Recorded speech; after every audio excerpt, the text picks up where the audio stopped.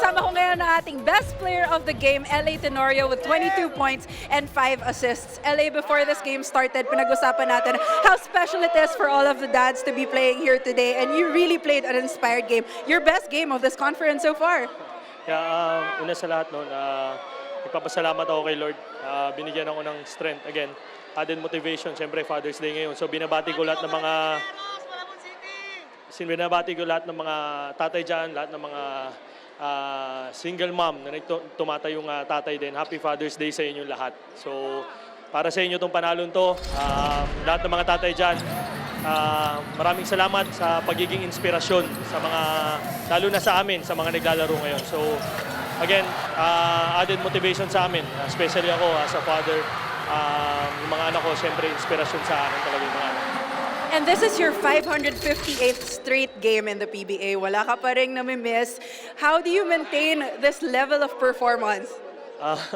Actually, hindi ko na binibilang. Well, ano lang, every game kailangan lang talaga I have to give my best. No, I have to play hard kasi siyempre when we play soft, that's the time na prone tayo sa injuries. So yun lang talagang key doon, to really play hard and be focused every game. I'm sure walang mangyayari mga injuries. And nung first half ng laro na to, it was really a game of runs. Para sa'yo, ano ba yung naging turning point for you to be able to pull off such a big win?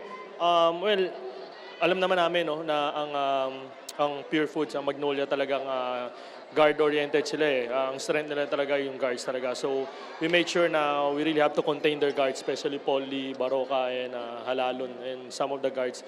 So yun yung naging focus namin. And still, di ba, no first half, we end up tie ball game the first half. They're really tough. I mean, the good thing about it is na-sustain namin or na overcome namin yung energy nila, especially their import. So yun. Great job today. Finally, is there anyone that you would like to greet? First of all, no, again, binabati ko lahat ng mga tatay dyan. Happy Father's Day. Sa mga taga Nasugbu, Batangas, hello sa inyo. Sa mga anak ko, kay Santi, kay Sian, and kay Lucas, and to my wife, Cheska, hello sa inyo lahat.